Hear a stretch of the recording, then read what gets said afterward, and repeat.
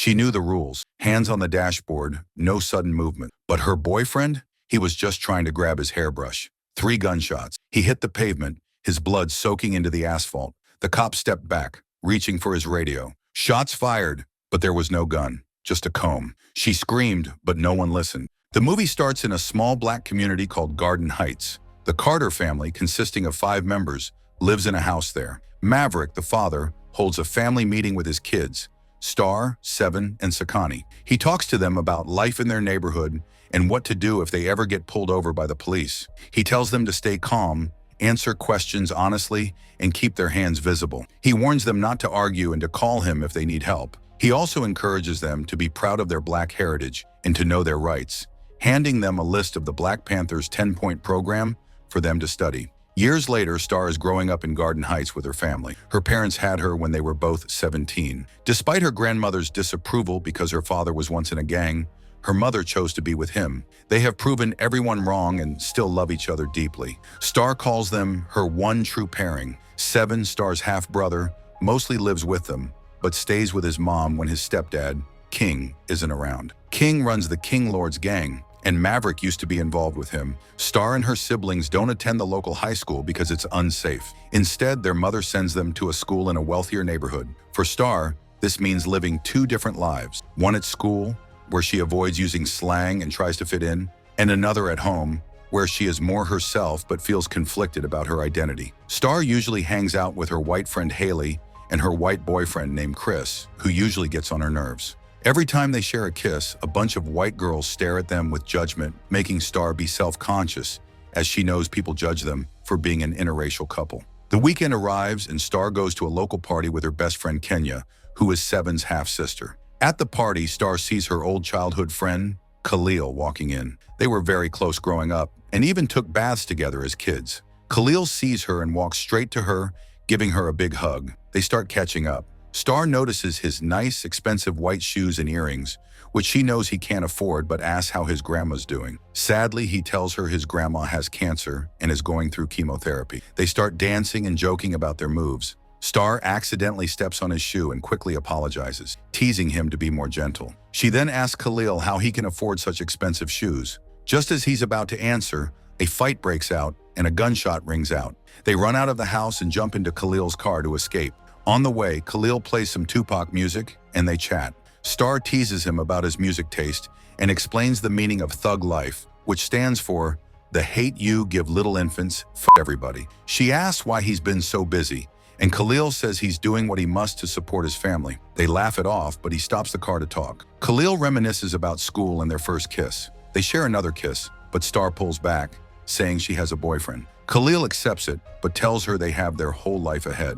As they drive off, a cop car stops them, and a white officer starts walking towards them. Star immediately puts her hands on the dashboard and tells Khalil to do the same. He hesitates but follows her lead. The officer asks for Khalil's license and registration. Khalil asks what he did wrong, but the officer doesn't answer. The cop tells Khalil to turn off the music, but Khalil refuses, saying it's his car. As the argument escalates, Star recognizes the cop's name and badge number. Finally, Khalil turns off the music and gets out of the car. Star starts recording the incident on her phone, but the officer orders her to drop it.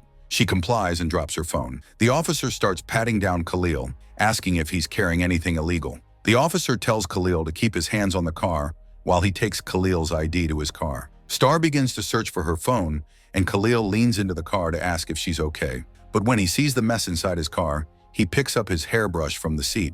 He starts combing his hair, and suddenly the officer shoots him 3 times. Khalil falls to the ground. Star screams and runs to him, but the cop stops her and handcuffs her. He calls for backup and demands to know where the weapon is, but all he finds is the hairbrush. Khalil's breath stops in front of Star's eyes. Star is taken to the station, where the officers ask her about what happened, but they start twisting the situation. Her mother, Lisa, steps in and says Star isn't ready to answer yet.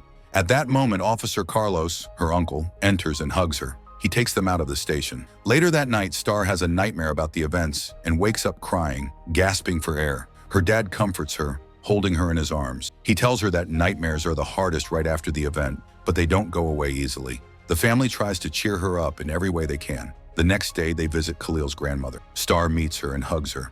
They sit down to talk. The grandmother asks Star if she was with Khalil, as the police claimed. Grandma tells her that Khalil was selling drugs, but she thanks her for being there for him until the end. Soon, Uncle Carlos arrives with his wife to greet Ms. Rosalie, Khalil's grandmother. Then Star's phone buzzes. It's Chris asking if she's coming. She had completely forgotten. She apologizes, but Chris seems disappointed. After leaving the grandmother's house, Uncle Carlos tells them the officer involved will be placed on paid administrative leave. Star gets furious. Her dad and Uncle Carlos argue, but Carlos says that the case has been referred to the DA. Her dad asks if the case will go to the grand jury and if Star will be asked to testify. Carlos confirms, and Star gets terrified. She fears that being involved in the grand jury will expose her face to the media, and she could even receive death threats or become a target for the police. She worries about how things will change at school, knowing people will look at her differently. She wishes for everything to stay quiet. In the following days, Chris ignores her at school. Star feels overwhelmed by the little things, and her friends start noticing. Haley asks her what's wrong,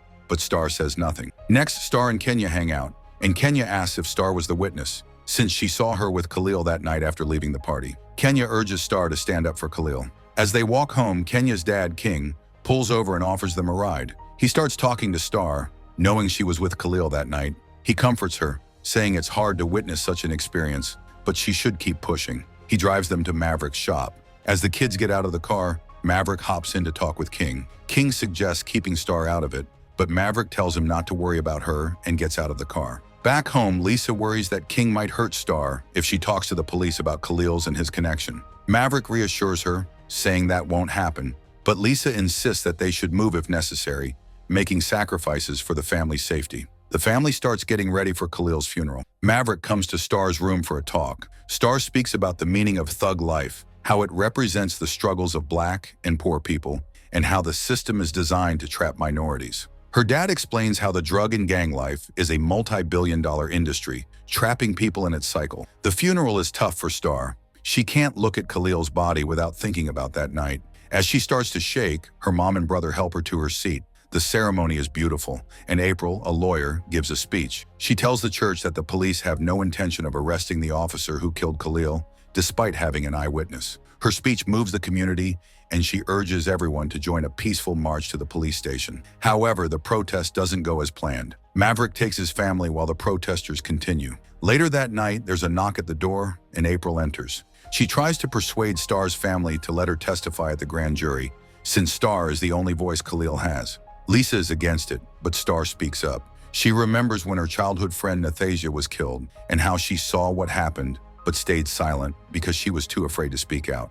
Now Star wants to be a better friend to Khalil.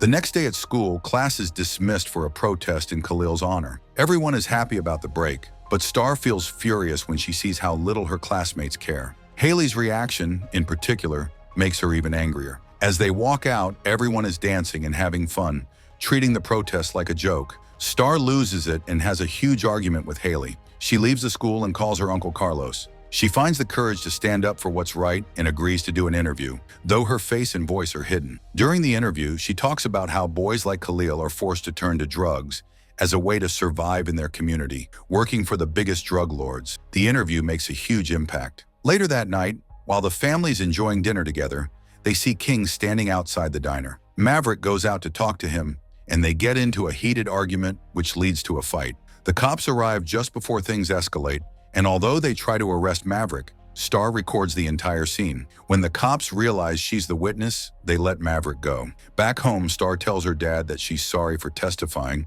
but he orders everyone to get out of the car and line up on the grass. He starts asking them questions about the Black Panthers' 10-point program, making sure they know each chapter. He tells them never to stay quiet, even when others don't want to hear the truth. The next day, Star is with Haley and Maya.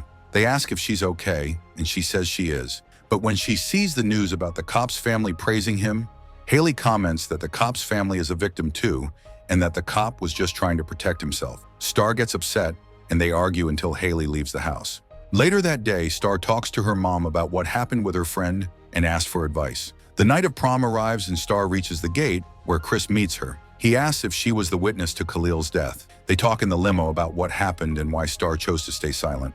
After their conversation, they head to her house. Chris meets her dad, Maverick, who is confused and surprised to learn that Chris is her boyfriend. Maverick is speechless, and Chris leaves. Later, Star and her family sit down to talk about the boy. Suddenly, a gunshot rings out, and they all hit the ground. Maverick grabs a gun and heads outside, but the car drives off before he can see them. The family drives to Uncle Carlos's house, where everyone gets out. Maverick and Seven return to their house to protect it if the attackers return. As the day of the jury approaches, the protest intensifies. Star goes to the jury room and tells them everything she knows. At school, Haley approaches her, and their argument flares up again. Haley says hateful things, even claiming Khalil deserved to die. She also points out that the object that looked like a gun was just a hairbrush. Star storms out, and Chris finds her, taking her to his car. She cries as he holds her, comforting her. Just then, Star gets a text from Kenya asking her to come pick up Seven. When Star arrives at her house, she finds Seven bruised and bleeding. They rush him out of the house, but as they leave,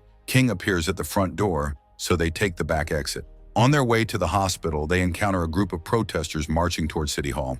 Star checks her phone and learns that the jury has denied a trial. They drive to City Hall, and once there, Star asks Chris to take Kenya and her little sister away while she and Seven join the protest. The police approach, but the crowd pushes forward. Star finds April and takes the microphone from her, standing on a car. She decides to use her voice, the most powerful weapon she has. She tells the crowd that she is the witness to Khalil's death. The police start to push the protesters away, but Star stands her ground. She and Seven try to escape the chaos as people are arrested and beaten. They manage to get to her dad's store, where they use milk to soothe Seven's eyes, which are burning from the smoke. King and his men show up outside the store and set it on fire with Star, and Seven trapped inside. Neighbors see them and try to help. Maverick arrives just in time to open the door and save them. This makes King furious, and he goes after Maverick. As Maverick runs toward him, Sakani takes the gun from his dad's back and threatens to kill King unless he leaves Maverick alone. Everyone freezes as Sakani points the gun at King.